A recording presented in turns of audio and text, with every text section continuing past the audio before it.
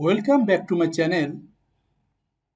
আশা করি আপনারা সবাই আল্লাহর রহমতে ভালো আছেন। আলহামদুলিল্লাহ আমিও ভালো আছি। তো ভিউয়ার্স, আজকে একটি বিশেষ গুরুত্বপূর্ণ ভিডিও নিয়ে হাজির হয়েছি। How to clear printer queue on Windows 11 or Windows 10।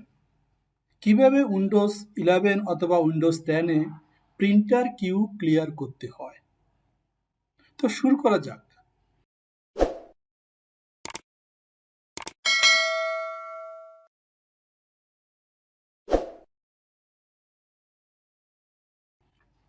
Viewers, আমরা অনেক সময় যখন প্রিন্ট করি অফিসে বা যেখানে অনেকগুলো প্রিন্ট করতে হয়, আমাদের প্রিন্টার কিউতে ওরকম অনেকগুলি প্রিন্ট কিউ জমা হয়ে গেছে কিন্তু প্রিন্ট হচ্ছে না। প্রিন্টার জ্যাম হয়ে গেছে, পেপার জ্যাম হয়ে গেছে।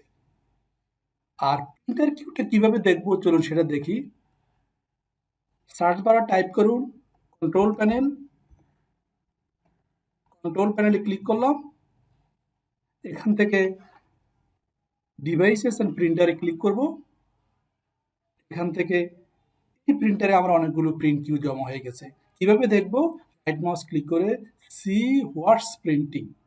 তাহলে আমি দেখতে পাচ্ছি আমার প্রিন্টারে কিউতে অনেকগুলি প্রিন্ট জমা হয়ে গেছে কিন্তু প্রিন্ট হচ্ছে না, অথবা পেপার জ্যাম হয়ে গেছে। এই কাজটি কিভাবে করব, কিভাবে প্রিন্টার কিউ ক্লিয়ার করব, সেটাই আজকের ভিডিও দেখাবো। তো চলুন শুরু করা যাক। প্রথমে আপনি আপনার কম্পিউটারের সার্চ বারে ক্লিক করুন, টাইপ করুন সার্ভিসেস .msc, এন্টার করুন। সার্ভিসেস উইন্ডো ওপেন হবে। এখান থেকে আমরা যাব প্রিন্টার স্পুলার। প্রিন্ট স্পুলারটি আমরা রাইট মাউস ক্লিক করে স্টপে ক্লিক করব। প্রিন্ট স্পুলারটি স্টপ হয়ে গেল। তারপর আমরা ফাইল এক্সপ্লোরারে ক্লিক করব। এখান থেকে সি ড্রাইভে ক্লিক করব। সি ড্রাইভ থেকে উইন্ডোজ ফোল্ডারে ক্লিক করব। উইন্ডোজ ফোল্ডার থেকে সিস্টেম 32 ফোল্ডারে ক্লিক করব। সিস্টেম 32 আন্ডারে আমরা যাব স্পুল, একটা ফোল্ডার পাবো স্পুল।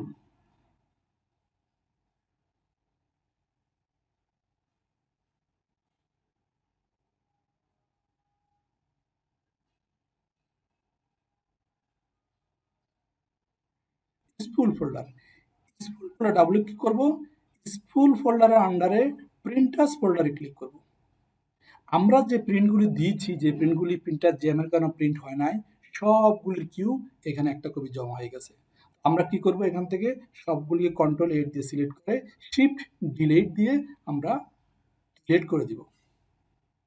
ডিলিট করে দেওয়ার পর আমরা আবার সার্ভিসেস উইন্ডোতে ওপেন করব। এখান থেকে প্রিন্ট স্পুলারটি আমরা আবার স্টার্ট করে দেব।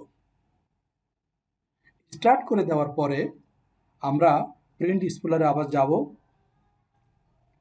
প্রিন্ট স্পুলারটি আমরা আবার রিফ্রেশ করব অথবা অফ অন করে দেখব যে এখানে আর কোনো প্রিন্ট কিউ জমা নেই। তাহলে আপনি এখন প্রিন্ট দিতে পারবেন, অথবা সবচেয়ে ভালো হবে যদি আপনি আপনার কম্পিউটারে একবার রিস্টার্ট করে আসেন, তাহলে প্রিন্টার কিউটা একদম রিফ্রেশ হয়ে যাবে এবং আপনার প্রিন্টে আর কোনো সমস্যা হবে না। আশা করছি ভিডিওটি আপনাদের কাজে আসবে। তো ভিউয়ার্স, আপনি যদি আমার চ্যানেলে নতুন হয়ে থাকেন, প্লিজ চ্যানেলটি সাবস্ক্রাইব করে পাশে থাকা বেল আইকনটি প্রেস করুন। তাহলে নতুন নতুন ভিডিও করা মাত্র আপনি নোটিফিকেশন পেয়ে যাবেন। আর যদি আপনি ইতোমধ্যে সাবস্ক্রাইব করে থাকেন, তাহলে আপনাকে অসংখ্য ধন্যবাদ। ভিডিওটি দেখার জন্য আপনাকে ধন্যবাদ।